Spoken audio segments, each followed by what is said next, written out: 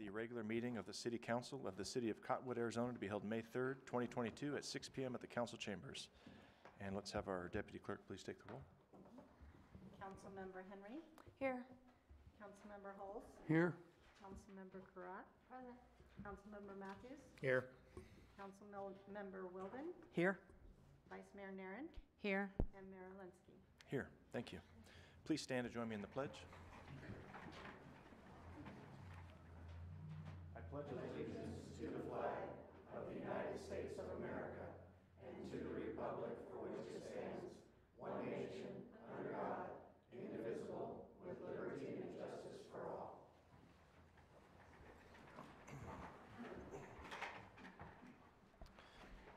Okay, next is a brief summary of current events by the mayor, city council, and/or city manager. The public body does not propose, discuss, deliberate, or take legal action on any matter brought up during the summary, unless the specific matter is properly noticed for legal action. And council members, do we have anything to report? You're smiling. What do you have? Sorry. Councilmember Henry, myself, our city manager Ron, and our housing manager Shannon Boone met last week with the Arizona Department of Housing, the director and his assistant director, Tom Simplot, and I thought it was a good meeting. We sent him some questions ahead of time so they could look at it and get them answered correctly. Council member, excuse me, Henry knew him, so that helped. He didn't remember that he knew me, but I, in my ever so quiet way, reminded him that he owed me a favor.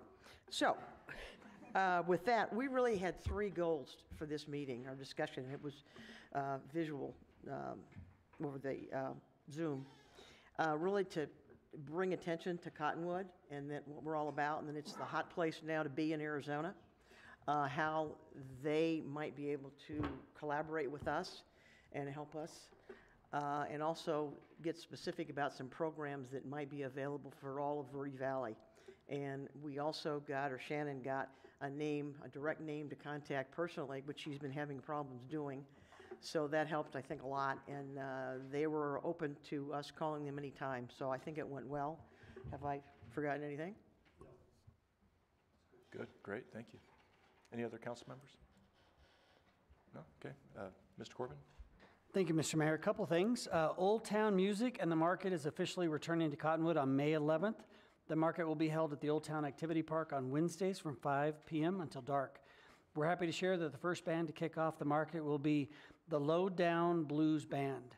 Be sure to follow the market on Facebook or visit oldtownmusicandthemarket.org for updates.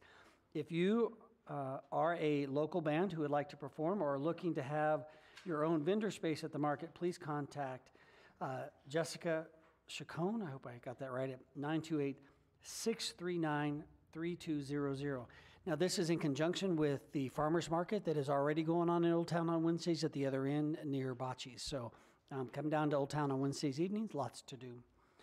The community is invited to join the Parks and Recreation Department in celebrating Kids at Park Day. Join us at the Cottonwood Kids Park on Saturday, May 21st from 11 a.m. to 2 p.m. for craft, sports, games, and fun for the entire family. The Be Wild at Blazing M Ranch grand opening and ribbon cutting will take place on Saturday, May 7th, beginning at 9:30 a.m., and the public will be able to enter and enjoy the park from 10 a.m. to 4 p.m. Unlimited all-day access wristbands will be only $30. After the grand opening on May 7th, Be Wild will be open on weekends from 10 a.m. to 4 p.m. Join the Greater Cottonwood Chamber of Commerce on Thursday, May 19th from 6 p.m. to 8 p.m. for their after-hours Mix and Mingle Mixer. It will be hosted by the Verde Valley Moose Lodge, located at 1051 South Broadway in Clarkdale. There will be food and raffle prizes. Pre-registration is encouraged and may be completed online at cottonwoodchamberaz.org. And then I wanted to make sure that council and the community knew that May 1st through the 7th is the 53rd Annual Professional Municipal Clerks Week. So I wanted to have a shout out to our own deputy clerk and, of course, Marianne, our city clerk, for all the hard work. This is our 53rd celebration, and she's been here for over 30 of them. So thank you to Marianne and Tammy for the hard work that they do. And then finally, Mr. Mayor, if I could, I want to make sure that council knows we have a couple superheroes on your team. So myself, our library director, Ryan Bigelow, our financial services director, Kirsten Lennon, we ran in a Ultra Ragnar in California this last weekend, and the team of 6 completed about 190 miles in 31 hours. So I was impressed watching Kirsten and Ryan and run through some very hard hills and effort. And so I just wanted to make sure you knew you had that kind of people working for you. And you're still both standing. That's amazing. Good. All right. Thanks for the updates. And let's move on then to call to the public. This portion of the agenda is set aside for the public to address the council regarding an item that is not listed on the agenda for discussion. However, the council cannot engage in discussion regarding any item that is not officially listed on the agenda for discussion and/or action. And comments are limited to a 3-minute time period. And again, we remind folks to please address your comments to the full council. And with that, we'll get started here. So first up is Jeannie Gold. Ms. Gold.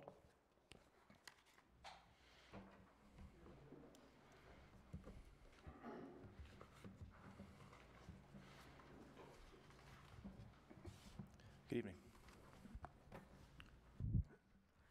Mr. Mayor, City Council members, Mr. Corbin, I'm here to talk about airport noise because of how seriously this issue diminishes the quality of life for residents in certain parts of Cottonwood and beyond. While some people may be tired of hearing about this issue, and some may be tired of having to direct time and attention toward dealing with it, without question, the most weary group of all is those of us who have been living with a steady increasing barrage of aircraft noise above our homes since things changed in 2018. The recent closure of Prescott Airport's primary touch and go for the time being has added even more noise. Those of us who wake up each morning to a bombardment of sky noise that continues for hours at a time and who come to speak about it at city council meetings don't come here to be annoying.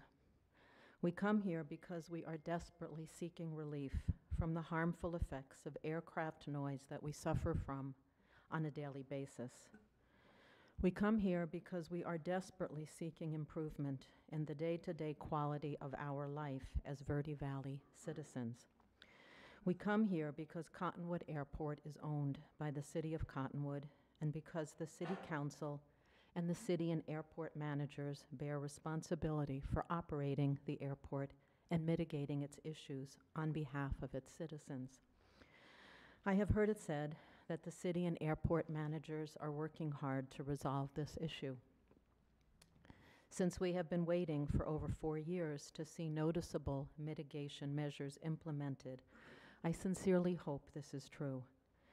What is needed most of all is for another touch-and-go runway to be built on the Prescott side of Mingus Mountain in order to accommodate the growing number of Embry-Riddle and other student pilot training programs. For those entrusted with resolving this issue, no matter how much frustration you may feel at times, listening to concerns or complaints or dealing with this issue, I urge you to please put yourself in our shoes and take action on this issue from that point of view. I look forward to the day when there is no longer a need to come to meetings to speak about touch-and-go aircraft noise because it has finally been resolved. I hope and pray that day comes soon. Thank you. Thank you, Ms. Gold. Okay, next up we have Mr. Ed Chenoweth.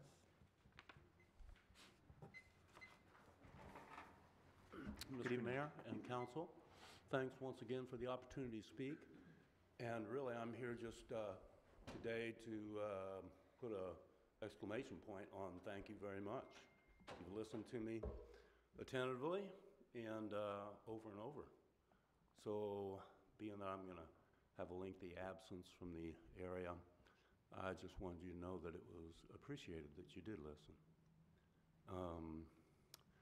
And of course, Jeannie says it all much better than I can, because I wanted to say those things, but I had a different way of saying them.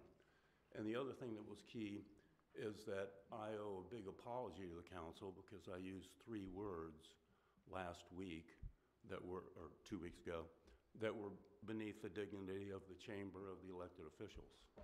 And so you're welcome to go back and find those 3 words. And no qualifications, apology for that. But I wanted to be specific about it because I didn't want anybody to think that I was apologizing for the other things that I've said, and that the important thing is that the problem is the problem, not the people who want to talk about the problem. They're not the problem.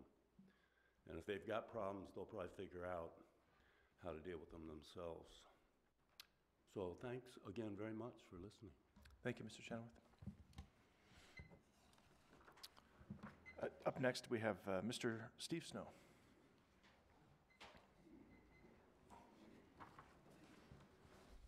Hello, everyone. Evening. So I had to go to Cottonwood Court for violation of ordinance of having 2 RVs on my property, and they're both occupied. They say you can only have 1 RV and it cannot be occupied. One person has been there over 2 years, the other person over a year and a half. It's just each of them, they don't have people coming and going. I like that. They keep to themselves. They're very quiet. And so I put in an appeal. I haven't heard from the city back, but I wrote down, do we have a housing crisis? Do we have a homeless crisis? The people, Mike, now a good friend, has been here for 2 years.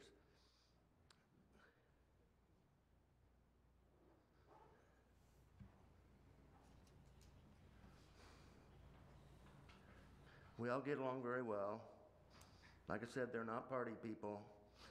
I've had people on my property because I know how many people don't have a place. And I made a very huge mistake once. I let somebody into my property and I could not get rid of them. And then I end up serving him, taking him to court. We're both sitting there. I thought I might get hurt. And the judge actually comes out and says, you need to get a lawyer. I don't understand this process at all. I mean, who made up these ordinances? I bet they were city workers or such who have nice homes, good jobs, good pay, plus benefits. I have a half acre, and you can hardly even see the RVs, and my neighbors have never had a problem. Please, this is a plea so these people can keep where they live at. So I put in an appeal, and I should hear from the city and go back for an appeal. And I hope she doesn't say, get a lawyer. Thank you, Mr. Snow. As you know, we can't respond to you, but I'm sure that staff will be following up with you. Okay, Thank you. thanks. Next, we have Ms. O'Daniel, and if we could get some assistance with the mic, I'd appreciate it. Thank you.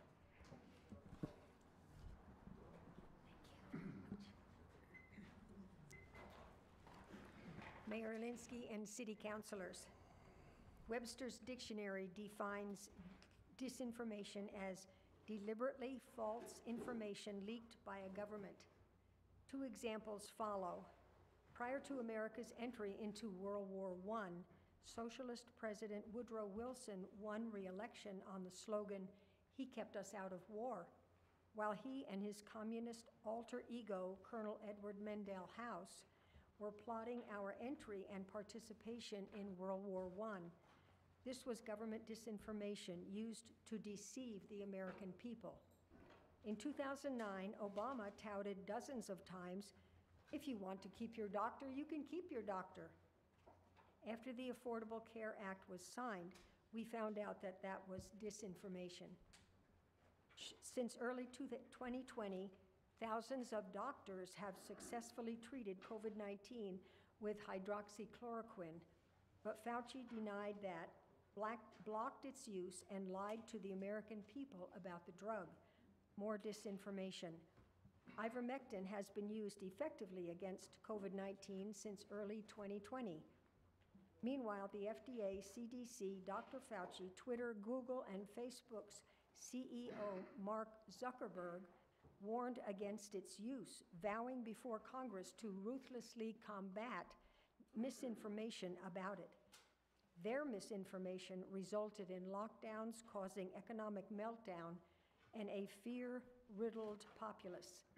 I have a book titled KGB, The Secret Work of Soviet Secret Agents by John Barn. Chapter 8, titled Disinformation Poisoning Public Opinion, is most instructive. Former USSR's KGB agent Anatoly Golitsyn specialized in Soviet disinformation measures. After defecting to the US, he wrote New Lies for Old and The Perestroika Deception, detailing the USSR's use of disinformation to enslave Russia's people and fool the free world. DHS Chief Alejandro Mayorkas announced last Wednesday the creation of a new agency within the department called the Disinformation Governance Board. In light of what we know about the Soviet Union's use of disinformation, we must ask if this new federal board is a good idea. I think not. Our city councils, county boards of supervisors, and state legislatures must stand up to this tyranny and nullify its unconstitutional edicts, protecting our rights from escalating federal overreach. Please read the special edition of the New American I've given you. Thank you. Thank you, Ms. O'Daniel. Okay, last we have Catherine Sirimarco. I apologize if I'm not getting your name correct. Good evening. Thank you very much, Mayor, Council, for hearing me on this very important topic. My name is Catherine Sirimarco, and I'm with Yavapai Health Services. I'm offering training for opioid overdose prevention and Narcan education. For those of you who aren't familiar with the drug Narcan, it is a safe, FDA-approved medication that temporarily restores breathing during an overdose from fentanyl, heroin, or other opioids. We have an issue with opioid overdose deaths in our county. I'm on the board for that, and so that's why I'm offering these trainings. I would like to leave our press release with you with the other dates, as well as some flyers. So the first training is this week on Thursday. It's going to be held at C3 in Cottonwood, and that'll be at 6 p.m. That's Thursday, May 5th this week. And then the next one coming up in Cottonwood is Thursday, May 26th, and that's a lunchtime training at the Cottonwood Library starting at 11:30 a.m. So I will leave these for the board. Thank you very much for your time. Excellent, thank you, appreciate it. Okay, we will move on then to the approval of the minutes of the regular meeting of April 5th, 2022, work session of April 12th, 2022, the special meeting of April 12th, 2022, and the regular meeting of April 19th, 2022. I'll move to approve those minutes. Second. Okay, Mary made the motion, Councilmember Holst seconded it. All in favor? Aye. Aye. All right, minutes are approved. Unfinished business, just one item this evening is ordinance number 712, amending the zoning map of the city of Cottonwood, Arizona for a parcel of land located at 1151 East State Route 89A, assessor's parcel number 406-05-036P, to change certain classifications thereof from the current split city zoning designations of AR 43, agricultural residential, and C1 light commercial to C2 heavy commercial. This is the second and final reading. Thank you, Mr. Mayor. Staff informed me that we did receive one phone call from the neighbor who lives directly behind this property in support of the rezone. Other than that, staff doesn't have any additional new information. Okay, any additional discussion from council? No, okay. Last we discussed, it seemed to make a whole lot of sense to move forward with this, so I'll go ahead and motion to approve ordinance number 712. Second. Okay, Mayor made the motion, Councilmember Henry seconded it. A roll call vote, please. Councilmember Henry, Yes. Councilmember Holst, Yes. Councilmember Kira, Yes. Councilmember Matthews, Yes. Councilmember Weldon, Yes. Vice Mayor Naren, Yes. and Mayor Alinsky. Yes. Okay, the motion carries. All right, motion passes, and let's have our deputy clerk read ordinance number 712 by title only, please.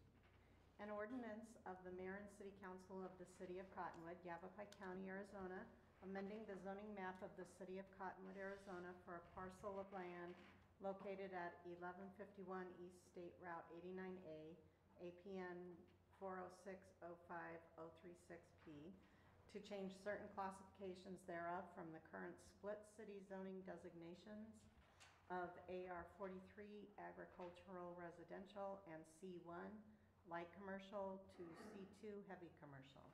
Okay, great, thank you. Next is the consent agenda. The following items are considered to be routine and non-controversial by the council and will be approved by one motion. There will be no separate discussion of these items unless a council member or a citizen so requests, in which case the item will be removed from the consent agenda. We have 3 items this evening. First up is award of contract for water system valve assessment and exercising to Wax Water Services.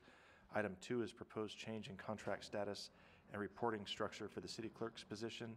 And item 3 is resolution number 3126, approving an intergovernmental agreement with the town of Clarkdale for transportation services. Is there an item that a council member or a citizen would like to have removed?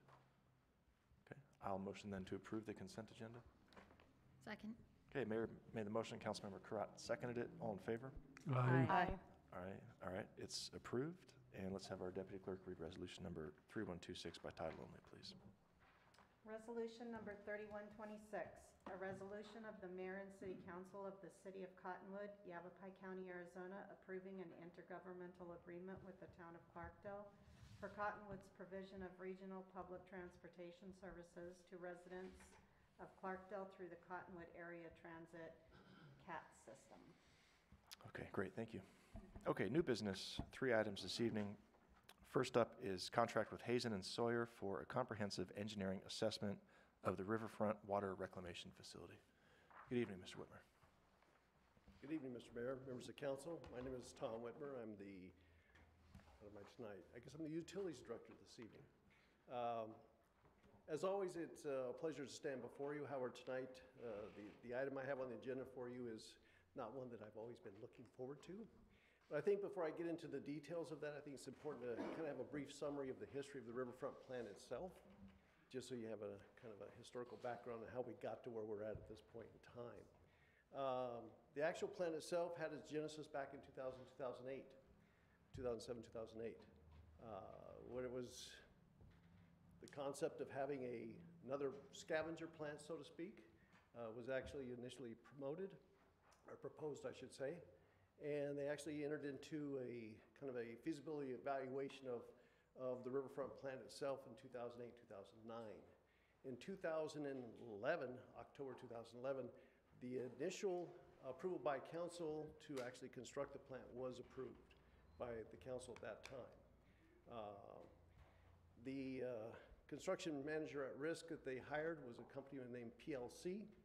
PLC had put together a proposal, and within about 6 to 7 months shortly thereafter, they brought back a proposed cost for the plant, which was kind of like sticker shock. Many of you were not, in fact, all of you, except for perhaps the mayor, were not even on the council at the time.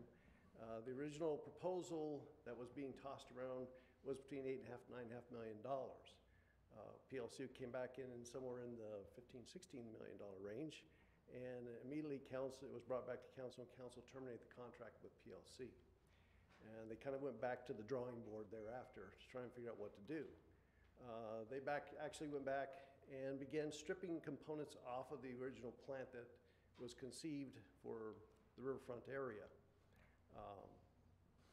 In the process of doing that, they put together some ideas of what they wanted to do, and they went back out on the street for another CMAR. And in 2014, council again it was brought to council again for approval of a contract with Felix Construction. The price at that time was, the GMP of the guaranteed management price was supposed to be no more than approximately $10.4 million. The problem with that was that they had stripped so many things off of that plant that the plant really was not in a position to be functional, to operate at the compliance level that we're putting in to get a permit for. So they started construction of that in early 2016. I got drug into the project in 2015 to try and find a solution for disposing of the effluent, the treated effluent. After you've treated it, where are you going to put it? That should have been something that should have been done before they even got into the mix, but they never did do that. They felt afterwards, they actually had thought about it. The original idea at the time was, we'll just discharge it to the river. Okay, that sounds like a novel idea, great place to go. And in reality, if you look at it, the water that would be treated at the A+ standard is much cleaner than the Verde River. However, there's one problem that you leave out of that equation or that discussion, and that is, even though it's cleaner, cleaner's not always better when you start talking about putting it into a situation where you've got a lot of marine life, macro and microinvertebrates. They're impacted by that cleanliness, that cleaner water. They're used to the much dirtier water. So the Arizona Department of Environmental Quality kept telling them, no, you cannot discharge to the river. You can't discharge to the river. So they said, well, we'll irrigate everything. And then they actually talked about irrigating all the Riverfront Park down there, irrigating state lands where all the cottonwood trees were. They were going to irrigate everything they could potentially get their hands on. And the Arizona Department of Environmental Quality came back and said, no, you can't do that either. You cannot start having irrigated, via sprinkler systems down in the floodplain down there by virtue of the fact that you can potentially contaminate the river. Or if there's a flood, that creates problems as well. So they went back to the drawing board and just, at the time they kind of said, well, once we build the plant, Arizona Department of Environmental Quality will let us do what we want. Well, that didn't work either. Ultimately, at the end of the day, when they came to me, they said, well, what can you do? And I said, well, we can try and recharge on top of what we can irrigate with. We put together areas that we could potentially irrigate from, what it would cost to do that. We looked at the cemetery, we looked at running water up to the kids' park, running water over to the middle school, irrigating all those fields. And the cost to put in the pipelines and the pumping systems to accommodate that was in the several $million range. It gets rather costly when you start talking about putting pipes in the ground at about $125 to $200 a linear foot. So, and that's on top of the pumps that you've got added to it to push that water up there. So that was one of the options we looked at. Then we said, well, let's look at what we can recharge. Nobody had ever drilled a hole that close to the river that deep, as deep as we needed to go. And so we said, well, we can try it and see what happens. So we drilled a well right next to the plant, which if we could have been able to do, that would have been ideal. However, when we got in there and we took it to depth and sealed off the upper aquifer, we found out that we were in a confined aquifer system, meaning it was under pressure. So immediately we had an artesian well. We went ahead and did the feasibility test, though, however, just because you can recharge against pressure. However, when we tried to do that, the best we could get out was 5 gallons per minute of recharge. But the plant's, producing roughly 288,000 gallons per day. If we only put 3 gallons per minute in the hole, not a lot of recharge we can get there. And then to top things off, at the same time, we already had an injection well that we were trying to get permitting on up at the Mingus plant. The personnel at Arizona Department of Water Resources changed, and we were dealing with the different hydrologists who changed the rules of the game. Originally, if you could put water back in the ground, you got credits for it. And credits are very valuable because if and when the adjudication gets here, which it is moving here very rapidly at this point in time, if you look at least from a historical perspective, there's a good possibility that we may not be able to ever drill new wells, or that the wells that we currently have might be capped in terms of how much we can actually pump. So if you have a bank account of stored long-term storage credits, you can use that to continue pumping at the rates you're doing, or to develop even increased pumping if necessary. So that was the whole idea behind the recharge aspect of it. And how Arizona Department of Water Resources changed the rules of the game is they started making you put together a groundwater model that you had to actually demonstrate that any water you put in the ground would stay in the ground. In other words, it would not flow down, intersect with the river, and then flow back out of the system. Even though it's a benefit to the river, you don't get credits for that because that water's actually leaving the basin. So being that close to the river, there's no way we were going to get credits for that, even though when we started the process, you could. We looked at the kids' park. We actually drilled another injection well up there, a test injection well, did all the testing on it, and after We did that. That's when we got the feedback from Arizona Department of Water Resources that you've got to demonstrate water won't leave the basin. And when we did the modeling on it, it shows that it actually intersects with the river and potentially flows out. Now, physically, that's not occurring, but from a modeling perspective, that's what it showed. And so, as a result, they weren't going to give us credits for that. Now, that hole is still a viable hole production well for us, and the plans are with the utilities actually put that into production eventually as needed. But in the meantime, we're still sitting there going, where's our solution? If you irrigate everything at Riverfront Park, you're only talking about 20 acres of turf. That's about 60 acre feet, 65 acres, 70 acre feet of water annually. Well, the plant produces 330 acre feet. So where are you going to dispose of the rest of that? And it's seasonal. So in other words, you're going to irrigate during the summertime when you've got growth going on. Otherwise, you just puddle up and it evaporates and it's gone. So what are you getting for it? That created a problem for us. To make matters worse was the plant itself. The plant became really problematic. It began construction in 2016. The end of 2018, the plant was finally completed and we started operating in 2019. First problem we ran into was they had failed to actually interconnect all the components of the plant so that they communicated and operated in sync with one another. In other words, the UV system was not hooked up to the UV storage system, it was not hooked up to the turbidity monitoring system, it was not hooked up to the filtration system, so nothing communicated. It was running basically on a timer, so to speak, each component, and so nothing worked in sync with one another and it wouldn't work. We finally resolved all those problems, had to do a lot of work internally and in-house, but we got it resolved, so everything was communicating. We said, okay, we're good as gold. Well, then we started looking at things, and during the, so to speak, scavenging of the plant, trying to keep the costs down, the original plant called for a dual filtration system. They'd remove one of those filters. It called for advanced oxidation system. They removed that piece of the puzzle as well.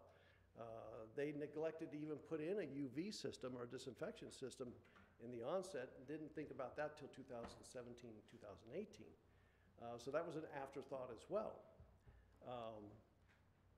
It's just been one problem after another, and slowly but surely we've been resolving all of those issues.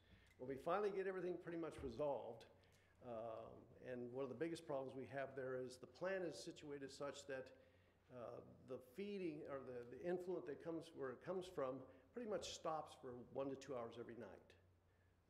There are no flows going into that plant late or early in the morning, I should say. And that creates problems with the operations as well. The sand filter that they pulled off the shelf to replace the ones they originally designed it for was never intended to be sitting there idle. It needs constant flow to operate.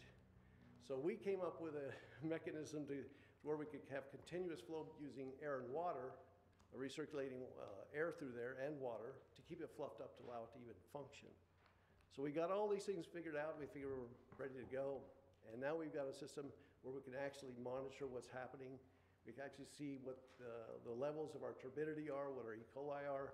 We got infected by the infamous bryozoa. It's an Asiatic strain of bryozoa. Where it came from, I have no idea. Nobody knows to this day. But what that does during its reproductive process, it produces what's known as a statoblast. Statoblast, when they go through the UV system, they actually shield E. coli, protects it from getting killed. That creates a problem. So we finally resolved that, however, though. We hooked up with the world's foremost authority on bryozoa control. We set up an injection system there and started treating for bryozoa control, and we're doing fairly well there. Well, you think we finally got it figured out. Well, now we've got the problem is the actual treatment plant itself, the process was never designed to produce A+ quality water, especially when you've removed a secondary filtration system as well. We started to wonder what was going on because we've been working with the manufacturer over the last 18 months to 2 years. We've been working with the manufacturer and had them out no less than probably 8 or 10 times here on site to try and figure out how to make this thing work. We've tried everything known to man and every recommendation that they can come up with, and we still can't hit A+ quality water. So we started calling around to other places where they had this similar type plant, the Aeromod system. In the process of doing that, we found out that everybody that we talked to was also having the same problems. Fortunately for them, though, their permit was for B quality water as opposed to A+. So they can meet the B quality, but they can't meet the A+ with what they've got there without some serious modifications to the plant. So we started looking, well, how can we modify the plant? And ultimately, it's becoming a nickel and dime situation where we're throwing money after, good money after bad, so to speak.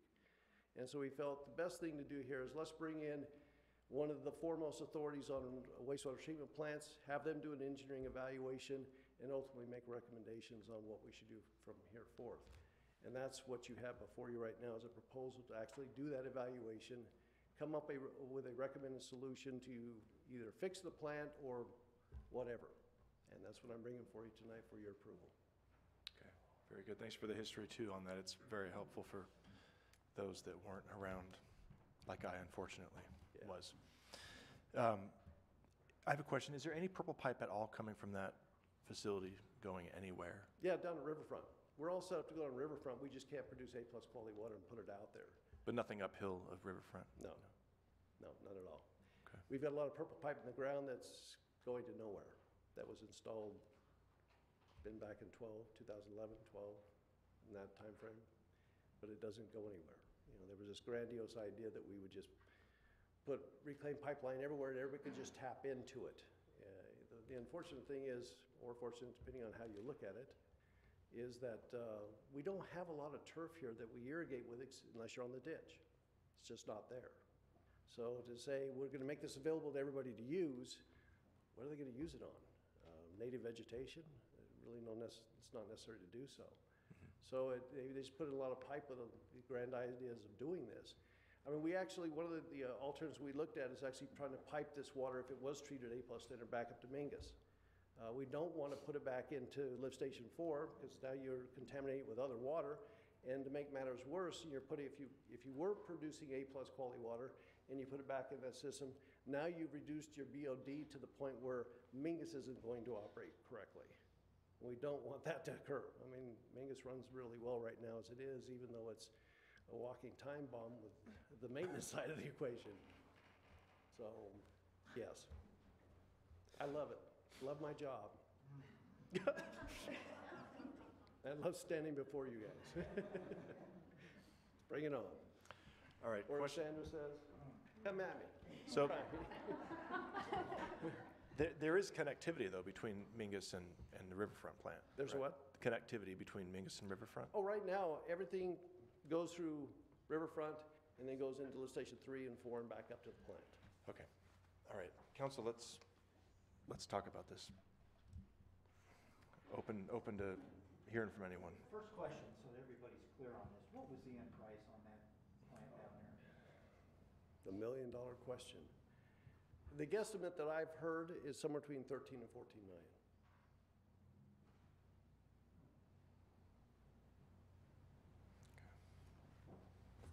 I'm sure everyone listening and here wants to know, is the water safe? Is the water safe right now? Is it affecting any of our residents? No, absolutely not. All it does is it goes to Riverfront, goes back up to Mingus, it's treated a second time, and up there we do what we do with it. So the other big obvious question is, so let's say we spend $90,000 and they tell us how to fix it, and we spend millions of dollars to get to the same producing A+ quality water. Then what do we do with it? That's the question that I have kind of laid out before you. There isn't a solution on board. I mean, the things we looked at, like I said before, we looked at taking up to an injection well at Kids Park and irrigating Kids Park, irrigating the cemetery as well. That adds an additional 6 acre, an additional 18 acre feet of irrigation. And then if you could recharge there, which you could do, because we did an actual recharge study on that thing, and we could inject and we could actually put the water there. It'll cost us over $1 million to get a pipe and the pumping to get it up there. And then once you get there, we're not going to get credits for it. It's basically gone. We looked at putting it in the Cottonwood ditch, which would be an ideal solution because it'd be a cheap solution. We approached ADQ, went after what it would take to get the permitting. We got kind of a buy-in to what it would take that they would approve it because it is a long-term mixing zone before it goes back to the river. The issue there, again, it's lost water. We're just putting it in the ditch and it's gone. If we could get return flow credits via the adjudication process, I'd say we're all for it, because that would basically offset our depletion of what we're doing, because we are still providing it to the river. But right now, the adjudication court has not entertained the return flow credit aspect of it. So those are the things we looked at. And like I said, we looked at running a pipeline back up to Mingus as well. We're injecting it up there. But now you're talking about several $1 million to get a pipeline up there. We do have a pipeline in the ground part of that way, but there's some fairly large gaps in there, and we'd have to put in some additional pumping booster stations to get it to go up there. And we don't, go ahead. We don't get credit for direct injection at the kids' park because it's in its own aquifer that's isolated, or because it flows? It's too close to the river is what it is. Okay. I mean, we really fought with ADWR just on the Mingus injection well. Basically, it came down to, I actually had to run a particle tracking scenario where I put in 1 molecule of water in that well up there, in that injection well, and I had to track it over a 20-year period. And after 20 years, it did not intersect with the river. So, okay. So we will get credit for that? We will get 100% credits for everything we put in the ground up there. Okay. Go ahead. In your opinion, with Cottonwood's planned growth in the next 20, 30 years, do we need a second plant? We will need to expand Mingus at some point in time. When that is going to be dictated by the population. If you do some real quick down and dirty calculations just for ease of, visualization, right now we've got a population of roughly 12,000 people that are here. We produce right now on average roughly 0.98 million gallons per day. So we're just under 1 million gallons per day. That plant is right now sitting at 1.5 capacity, MGD, million gallons per day. So you've got roughly, 500,000 gallons per day of capacity that's available. However, if you really want to get down to it, we probably couldn't hit the 1.5 right now because of the condition of the plant. But once we get it refurbished and updated, we'll be around we'll be guaranteed 1.5 and probably more likely 1.6 because we're putting in a swing basin. So if you say, the population projections I've seen for the city of Cottonwood at build out in this area here, excluding what's across the river, is somewhere between 19 and 26,000 people. So roughly a little more than double where we're at right now. Depending on commercial, which can dictate, whether it's a direct linear extrapolation or if it's, a bell curve or whatever, say that you're gonna have to double where you're at right now, roughly. So you're looking at probably somewhere around the 2 MGD capacity to get us to build out. So you're looking at probably 0.4 to 0.5 MGD more than where we're at right now. But that's not needed right now at all. It's rather interesting. When we started down the path for Riverfront, it was a good time to begin planning because at that point in time, we were at 1.2 MGD. Yeah. That was what we were flowing into the plant. However, before we made that actual decision, we were down to 0.8 MGD. We went down, and people said, well, how's that possible? Population's gone up, or at least it's maintained. All you have to do is look at what the water demands have been doing here in the city. I mean, before we took over the water plants, when we purchased all the private water companies, our demand was almost 3,600 acre feet a year. We're now below 3,000 acre feet. In fact, at that point in time, we were down to 2,400 acre feet. So our water demand went down, and so did our effluent production went way down. Right now, though, we have not hit the 1 million gallon per day average yet.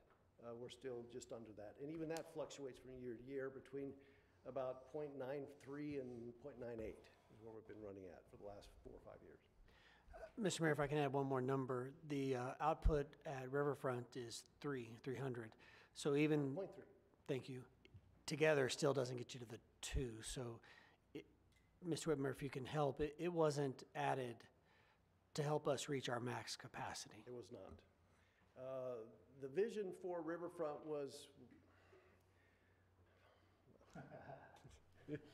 I've got to be very careful and choose my words correctly here. It's in the minutes. Did you want me to tell you what I really feel? No, I'm just kidding. It was envisioned as a means of, it was basically a couple things. One, it was going to be a state-of-the-art plant. That was what was envisioned. It was going to be to have advanced oxidation to ensure that we were removing all pharmaceuticals so that we could reuse this water for irrigation primarily. We're just going to use it for irrigation everywhere. Nobody sat down to put pencil to paper to figure out what the demands would be, even if you used it for irrigation, even if you were irrigating the cottonwood trees down there, which was one of their plans. It just didn't make a whole lot of sense, even from the onset, but that's kind of what they envisioned this as being, a state-of-the-art plant with an education center, a STEM component of that education. It'd be all solar, kind of a self-contained, and that's the way it was presented to the EPA, ADEQ, and everybody else. And look, we're doing things from a water management perspective because, look, we're doing all this reuse. Instead of using ditch water, we'll use this. Or instead of using groundwater, we'll use this. But it was never really thought all the way through for some reason. Unfortunately, I wasn't here.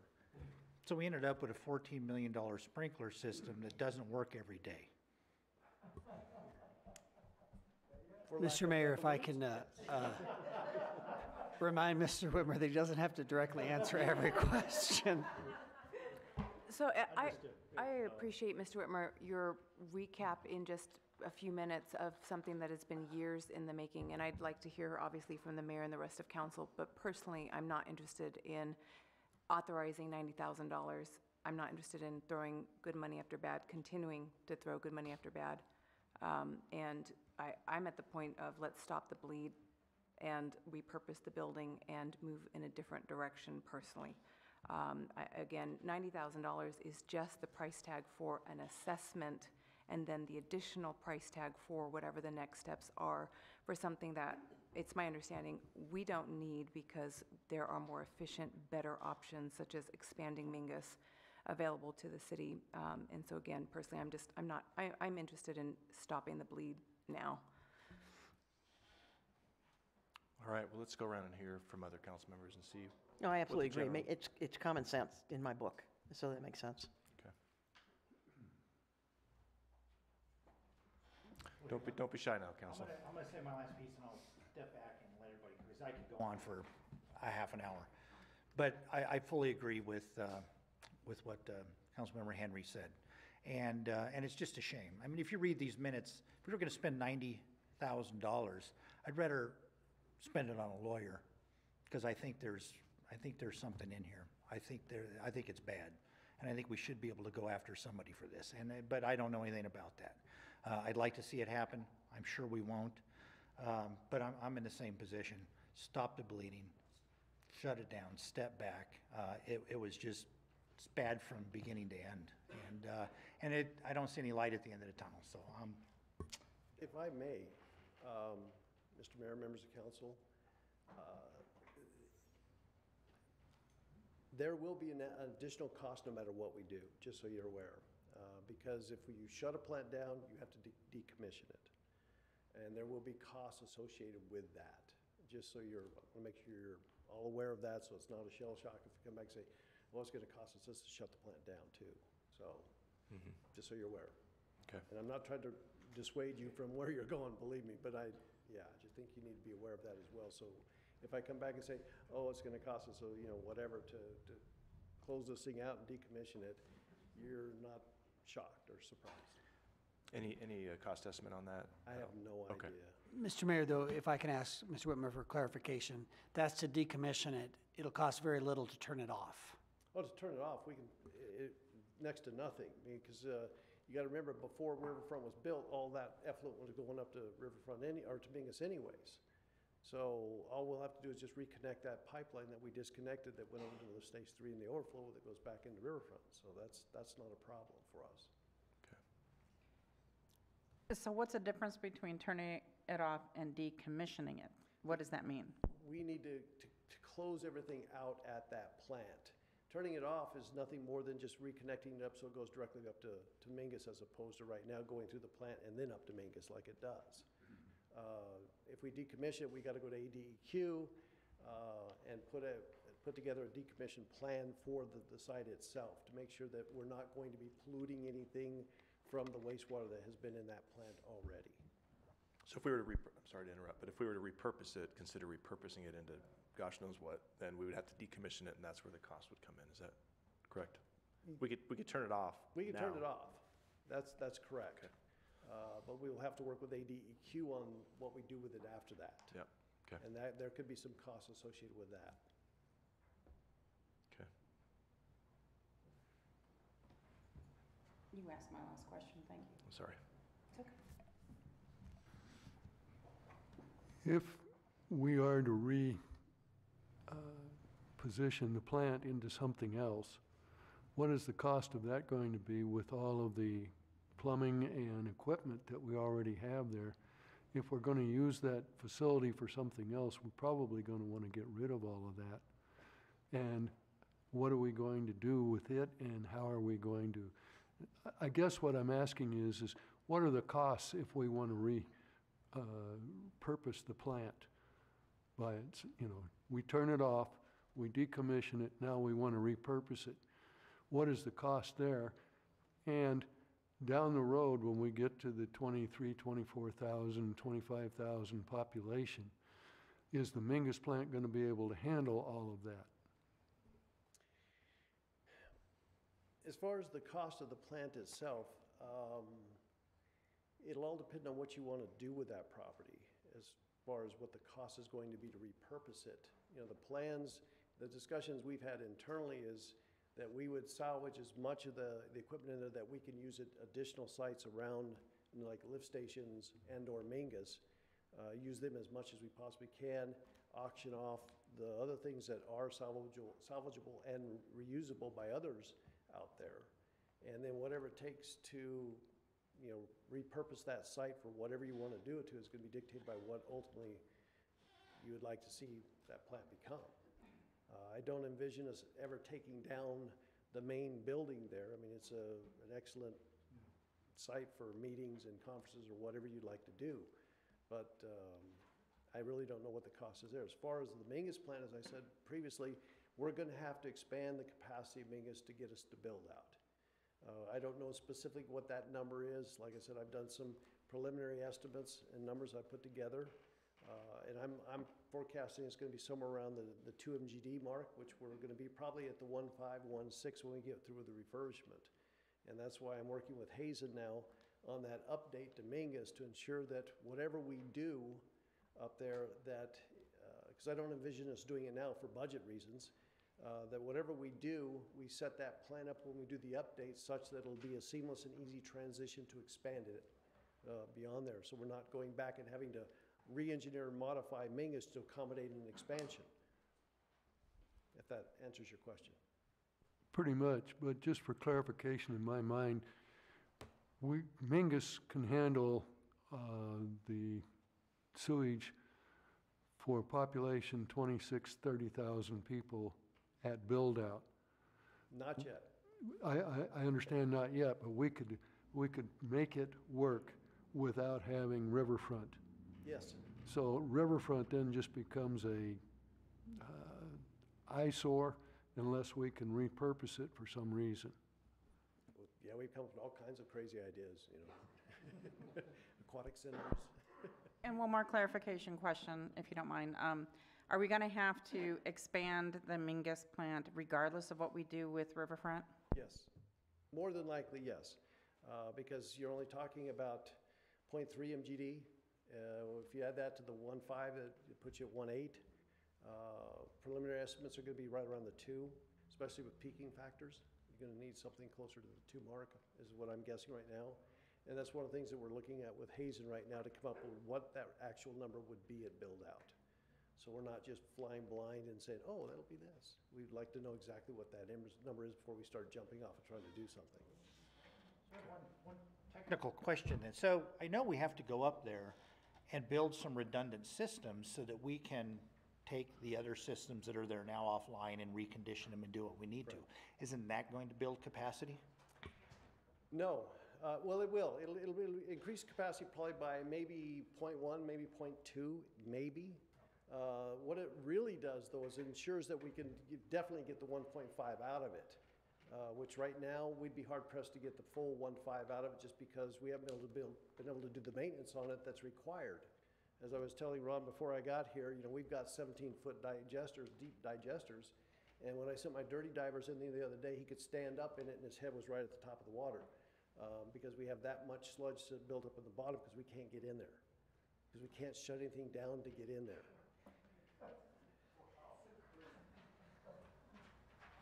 It's a nice visualization. All right. Councilmember Carrat, we have not yet heard from you. Let's hear your thoughts. Are we sure I can't make the motion for a field trip to shut the valve off? I see no reason to keep putting money into this. I think we're better off just cutting our losses, and we got to expand Mingus anyway, and if that can handle any additional growth, then... My question's for Ron. What are your thoughts on increasing the capacity of Mingus as far as money? Mr. Mayor, Councilmember Wilden, it's too early to say, but if you're going to spend $1 to $2 million to fix Riverfront, that $1 to $2 million should go to whatever the cost is to expand Mingus. So I can't even begin to tell you what that cost will be. It'll depend on how well we can pre-prepare as we do the additional fixes and maintenance at Mingus right now. So it'll depend on how much we can fit into that. So we haven't begun to forecast that cost. The point here is, if we're going to, do we want to spend that money on the Riverfront plan or just wait and see what we actually need later on at Mingus? Mr. Mayor, if I could clarify though, tonight's vote is about this contract. Mm-hmm. I'm not shutting the plant down until I come back and get clear direction from council and we have a little better plan. So I don't want anybody to think we're going to just go out here after tonight and turn a valve off or start construction on something else. Tonight's motion is just about the contract, and we'll do as directed, and I'm very okay with, as council seems to be leaning, but just one more piece of background information. The reason we're presenting this is to have an outside set of eyes tell us what we think we already know. We appreciate council's confidence and history with this project and confidence in staff, and we'll do as directed. We have no problem moving forward, but just so you know, our thought behind this was in 5 years when someone's judging us on our recommendations to have this outside set of eyes, but it is $90,000 or it is expensive, so I absolutely get it. You guys have been involved in this project, many of you longer than I have been, so I understand, but I just wanted to give that perspective of why we're making this request tonight. Certainly. If I may, one as well. We went out on our own, and one of the plants that we talked to that had a very similar system, size-wise and everything, Aeromod, Sequox Plus system, they were having the same similar situation we were in, only they were a B-class effluent, but they wanted to go to A+. To go to A+, they basically had to completely shut down the Aeromod and bring in an MBR system, and basically took the place of the Aeromod Sequox Plus. And the cost on that was somewhere between $3 and $4 million to make that modification, total modification. That is something we wanted to bring to you as well, so you're at least aware of potentially what it would cost to do that. If we had a solution, I mean a legitimate solution for disposal where we could get some benefit from, we're not just letting it go by the wayside, because in my opinion, effluent is going to be the most valuable resource we have in the future. It's the only one that increases with population, and it's the only one that we own. We own it outright. The adjudication court cannot do a thing to that. It's ours as long as we maintain it and keep it under our control. By virtue of that alone, that makes it the most valuable resource we got. And the adjudication can cap us at how much water we pump out of the ground. It can limit us on what we can pull out of the river, but they can't touch the effluent. And by virtue of that, it is an incredibly valuable resource. That's why we've been looking at direct potable reuse, because that is the way of the future, putting it right back in the system. Mm-hmm. So, just my 2 cents. Certainly. No, I appreciate that. And this has been a really good discussion, and certainly long overdue, and I appreciate Ron, when you came on board, trying to do what you could to get this plant functional, and Tom, you've been there every step of the way too, to make sure that we do the best we can to breathe some life into this I should have facility. been But, involved much earlier on this. I guess because of the value of effluent, that's one reason I would hate to decommission this until there's a few more things that we know regarding the adjudication, whether or not we can direct pump this into the ditch. You know, I still think that there could be a viable use for this at some point in the future, but there's some uncertainty on the horizon that maybe we should wait till we get some more clarity from adjudication. If I may, to address what you just said, I concur 100%. The one issue that we have, though, is if we cannot get to A+, I can't put that in the ditch either. Certainly. No, I get that, and I understand that, and I think we're still $1 million away from getting it up to direct inject at the kids park, or $2 million away to direct inject up at Mingus. But there may come a point in time when we realize that if we could direct inject up at Mingus and get those credits, Well, we can do it that. may pan out. You know? We can do that with Mingus water, though. Mm-hmm. Just take it from Mingus. Yeah. So, Yeah. What a terrible predicament we find ourselves in. But yeah, I'm leaning with council on this one. I think our $90,000 is better spent elsewhere at this point in time. But I'd really look forward to a broader discussion on what we are going to do with this facility in the future. Before we certainly will pull the plug, but not decommission at this point. We'll have a broader discussion on that. So yes, please.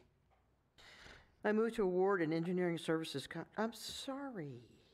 No, I don't want to do that. Mr. I Mayor? move not to award. Well, Mr. Mayor, if I can ask our city attorney, I believe without a motion, this would die. Okay. You could do that. You could make the opposite motion, move not to. Okay, You I'll can just make do that. whatever record, or you can make a related motion. I'll just do not. The top. If that's okay. Yes. Okay, I move not to award an engineering services contract for an amount not to exceed $89,487 to Hazen and Sawyer for the assessment and evaluation of the Riverfront Water Reclamation Facility.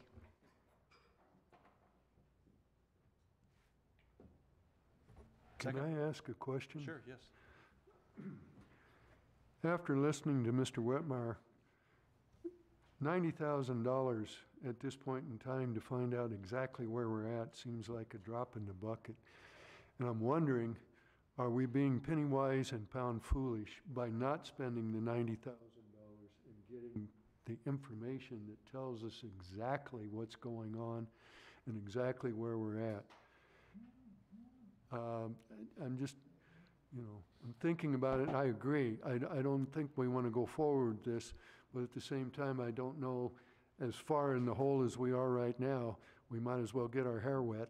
Everything else is wet. And $90,000 is not going to have a major impact to know exactly whether we made the right decision or not. That's just my thought. No, and I don't disagree with you. I think that at any point in time, if we just pull the plug on this facility, at any point in time, we can go back and hire consultants to tell us Right, where we go from here. Yeah, we don't have to, we can do this anytime. Second. Okay, so we have a motion on the floor, and Councilmember Henry seconded it. Let's have a roll call vote, please. Councilmember Henry, Yes. Councilmember Holes, No. Councilmember Karat, Yes. Councilmember Matthews, Yes. Councilmember Wilden, Yes. Vice Mayor Naren, Yes. and Mayor Alinsky. Yes. Okay, thank you, Council. The motion passes. And we move on then to resolution number 3133, approving an amendment to the intergovernmental agreement with the Arizona Department of Transportation for the Pima Street Blowout Wash Bridge Rehabilitation Project. More bad news. Good evening. Good evening. My name is James Bramble. I'm the city engineer. Mr. Mayor, City Council. Tough act to follow. So, this resolution is with the Arizona Department of Transportation regarding the project that we've had in the works here for a little while over here on Blowout Wash. They, during the course of the design, the ADOT took more time, had some extra steps in producing that design and review, and they overran the budget by about $20,000. So they were kind enough to go find some additional federal funding that would cover that and leave the city responsible for our usual 5.7% match, which is what this resolution is approving. However, once they did advertise that project, they had 3 plan holders and received 1 bid that was far in excess of the estimated amounts, as we've been seeing pretty much all over the industry right now. So with that being said, we have a couple of options. That amount is $550,000 if we want to direct ADOT to approve the project as designed and bid. As the agreement states, the city is responsible for that overage should we choose to proceed with it, honor that agreement. The other option is to not proceed with it and pay back any amount that's already been spent on that design, which is the amount of $282,000 and some change. So I've been working with ADOT on, are there any options? Can we cut costs somewhere? The short answer is yes, we could go back and look at a couple of things to redesign, but the cost to redesign, re-advertise, award about is a wash with what we might save. The other option would be to scrap the project completely. This is just a bridge deck replacement, new railing, and look at replacing it with a whole new bridge, trying to go after more ADOT off-system bridge money, which by my calculations would put us, those are capped at $1 million, which would put us right back in the $500,000 range of the city's responsibility, in addition to paying back the design costs we've already spent on this project. So it's really kind of a looking for direction. The State Transportation Board meets on Friday to either award this project or not award it. If we choose not to award it and explore other options for the time being, they will have to ask the contractor if they will hold their bid prices, which in this climate currently, I wouldn't be optimistic about. So with that being said, I don't know if I missed anything, but if you have any questions, I'd be happy to answer. Mr. Mayor, I do have one addition. In the proposed budget, you'll see on Thursday, we did move money over to cover this, if it pleases council. So we do have that money set aside. If I get a nod from Kirsten, yeah, that's what I remember. So we do have the additional $550,000 set aside if it pleases council. And is there no option to go out to bid again to see if we can get more than 1 bid at least for comparison? There absolutely is. We can reject the bids, go out to bid again. There will be additional cost for the re-advertisement through ADOT, which amounts to about $30,000. No guarantees that you get additional bids. Due to the nature of this bridge being in a floodplain, the barrier, the railing on that bridge has to allow water to pass through it. And it's not a common ADOT type barrier or too many other places. They got a standard, I think, from Washington State. So I guess what I'm saying is there's no guarantees. We could gamble, I think, and see if we could interest some other bidders. You know the labor market right now, the material supplies, it's pretty volatile. Mr. Mayor, if I can add one more, or add a question to that is, Mr. Bramble, you've looked at this and you don't think this was a go-away bid? You think this was a legitimate, close to actual cost bid? Yes, I believe so. I've worked with the contractor before. This is their type of work. I don't have any reason to think that it was a shot in the dark or we don't want to do the project type bid. Good question. Okay. So this indicates that if we move forward with this project, there's an additional $550,000 we need to bring to the table. What is that other number that we're adding to 552? Mr. Mayor, Councilman, overall, we have put in $25,000 towards the construction, roughly. We've put in $14,000 towards the design prior. Overall, we're looking at $1 million that's part federal, part city. Okay, so we're just, the other part of that's already been paid. We'll bring in 550, we'll get our bridge done. If we don't do the bridge, we give over half of that for nothing. Is that, Mr. Mayor, Councilman, absolutely. okay, so other than the finances, the numbers we're talking about here, what are the pros and cons of not doing the bridge or doing the bridge as far as physically on the bridge? So pros, it's an aging bridge deck. It's 100 years old. It needs some attention. Pros, we're getting $500,000 from the federal government to help us with this. Cons, it's a narrow bridge. You know, we're not getting it any wider with what we're doing here. That's kind of the short of it. That's good, thank And you. just in my mind, that bridge is very close to the park over here and anything that we've got planned. Are we going to have to change it later in any way, shape, or form? Councilwoman, Mr. Mayor, potentially.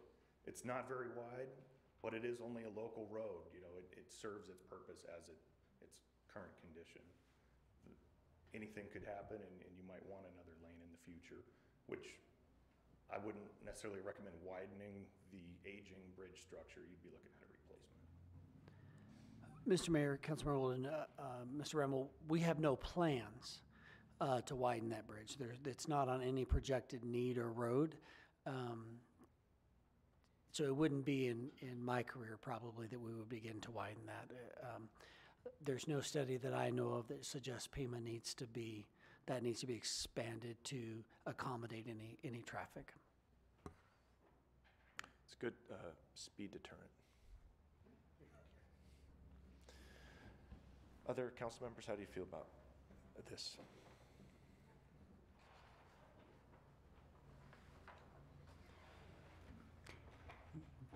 The bridge needs to be repaired. What happens if we don't repair it? Somebody's going to drive over it and they're going to end up in the ditch. What's the city's liability then? Or do we just simply block it off and say the bridge is unsafe and close off that portion and make people go around? It's either repair the bridge or close it. I don't see that we have any other options at this point. Is the bridge unsafe at this time? Vice Mayor, Mr. Mayor, council members, not that we're aware of. ADOT does inspect that for us every 2 years. It's just they do point out deficiencies in those reports, the bridge deck being one of them. So that's what qualified it for this program, the off-system bridge program. Okay, we've got the money set aside. We need the bridge. No brainer. Okay. And I would never recommend waiting till it's unsafe to repair it either, so I'd be more in favor of moving forward than not. Okay. All right, do I hear a motion? Yes, I will move to approve resolution number 3133. Second. Okay, Vice Mayor made the motion. Councilmember Matthews seconded it. Roll call vote, please. Councilmember Henry? Yes. Councilmember Holmes? Yes? Councilmember Karat? Yes. Councilmember Matthews? Yes. Councilmember Wilden? Yes. Vice Mayor Naren? Yes. And Mayor Alinsky. Yes. All right, resolution passes. Please read resolution number 3133 by title only. A resolution number 3133, a resolution of the Mayor and City Council of the City of Cottonwood, Arizona, approving an amendment to the Intergovernmental Agreement with the Arizona Department of Transportation for the Pima Street / Blowout Wash Bridge Rehabilitation Project. All right, thank you. And last on the new business discussion items, our 4th of July celebration. Mr. Mayor, as Mr. Till makes his way up here, I just want to publicly thank Mr. Till for providing some hope in this down meeting, this very negative meeting, and he's bringing some hope and happiness to the community, I hope. So thank you, Mr. Till. My pleasure, sir. And Mr. Mayor, Council, My name's Jack Teal. I'm your Parks and Recreation Director. And like Mr. Corbin had stated, originally when I wrote this council doc, we were in a much different place than we stand here today. So rather than stick to exactly what my council doc was describing, I'd like to change the situation a little bit and give you guys a little bit better news. So as it stands, we're in discussion with a provider, a different provider than what we would normally use for our fireworks productions for the 4th of July event. So right now, that provider is about 80% positive that we can get our show. Now, it may be a slightly smaller show than what we're used to. He's trying to find mortars right now to supplement the remainder of our show. But he thinks that he's able to put this event on and keep our fireworks display, though it may be a little bit smaller. As it sits, if we were to move forward with it and he can get our full show, we're looking at about $30,000, which is just a tick above what we already have budgeted for this. If he's able to provide the show as is right now, the things he has in stock inventory, it'd be about $15,000. He still thinks on that low end, he would provide a really good show that would extend 20 to 25 minutes. So before I go too much further into that, if that satisfies the desire for council, we'll leave it there and we'll move forward trying to nail that in. The last conversation we had with this gentleman today was with Jeff Cook, our procurement manager, making sure that he can meet the limits that we have on our insurances for the event. He typically carries a $1 million. The city asks for a $10 million. So providing that comes through, we're sitting in a relatively good spot to keep our show on July 4th. We don't have to move it, and we can build out our event that our community is accustomed to that way. So with that, I'd open it up to questions to council, and then if there's additional, we can go into what my recommendation was prior to the news coming up this week. All right, council discussion? After what we've all been through with the 4th of July, it's fine with me, it makes sense, but when are we gonna know for sure? And if we have the half show, do we have to pay anything else for other entertainment? Yeah, Mr. Mayor and council member. So I can sit here and honestly say we can have a show. We can sign an agreement and have a show. We may have to give up some of the things that we're accustomed to, as in the length of the show, and that conversation of insurance. If our city attorney, if our risk manager, if our insurance pool is willing to entertain those in this unique circumstances, we can sign a contract, we can have a show, he's ready, he's got his crew set aside. So that's all looking good. In regards to the remainder of the event, to cover the small cost in the increase in fireworks, we would just take away one of the smaller things we do at the event. Maybe we don't get as many hamburgers or somebody helps donate the condiments that we would typically pay for. So we would offset the cost that way. The rest of the event would remain unaltered. We'd move forward with the same style of event. Unless council would like to give different direction, then we would entertain that as well. Okay. Well, I would certainly like to see a fireworks show, if it's possible. And I agree with Vice Mayor Nairn. I think all of us are aware the reality every year is we don't know. We're always on tender hooks as far as whether or not there will be a show. If at all possible from the Parks and Rec piece of it, not our fire chief's determination. I thought I saw you earlier, but I think we're all used to even hours before the show. Can the show go on? Is the wind, are the conditions appropriate? But again, wherever possible, from a funding standpoint, this is an important event for the families in our community and in our surrounding communities, and I'd like to see it move forward if possible. Yeah, absolutely, Mr. Mayor and council member. The funding portion of it, thankfully, has never been at risk. It has purely been, can we get the product? Our original provider, FPA, who we've been working with the last 20, 25 years, has not been able to provide us an answer. And anytime we go back to them, here's a letter telling you the exact same thing as we did before. So I've been working throughout the state, and the way we found this guy actually was a unique situation. I'd heard that Prescott Valley was able to secure their fireworks, so I couldn't get any information on anything. So I actually looked at their council doc on who was awarded the bid. So I pulled the information from them, and I called them right that second and started the conversation. That's how we found this gentleman. He doesn't advertise, he doesn't do anything. It's just for people he knows. So I was able to find it, call him, and he agreed to do our show. Great. Now, I still have the procurement process to go through with Jeff, but verbally everything is there. Good work, Detective. And kudos to your creativity in looking for possibilities for us. I try. I don't sleep at night if I don't get those things done. So. Well, one thing I was excited to see as an alternative was a live band, and I would still entertain having some kind of other entertainment there. I think we've got a lot of great local talent, if at all possible, but that's, you know, not 100% my decision. Especially if it's a truncated show, why not have a little? Well, and if other communities are unable to do their fireworks, we could see more people coming here if we are doing them. Yes, and Mr. Mayor and Vice Mayor, that's very true. Luckily, in our situation, I say lucky now that we have a contract lined up. Others around us do have their show. So Prescott and Prescott Valley both have confirmed that they plan to shoot. Now, neither of them often does shoot due to the nature of fires in the area, but they do have it lined up. They do have theirs secured. So if they choose to, they will. Flagstaff has been a non-comment yet, so we don't know what Coconino County is doing. But every year, ours tends to be one of the larger shows. So very real chance it grows. A lot in the Phoenix metropolitan area. Those are the shows that are really affected, where you're talking huge displays. Like, for instance, Tempe does not have theirs locked in, and they're one of the bigger ones to shoot it off the lake. Got it. Okay. Sounds to me like you have the direction you need to move forward. And perfect. Thanks for your sleuth work on lining it up. My pleasure. Thank you, Council. Okay. If there's nothing else, I would motion to pay the claims and adjustments. Second. All right, Mayor made the motion. Councilmember Henry seconded it. She backed me up on that one. All in favor? Aye. Motion to adjourn. Second. All right, Mayor made the motion. Wilden seconded it. All in favor? Aye. We're adjourned. Thanks.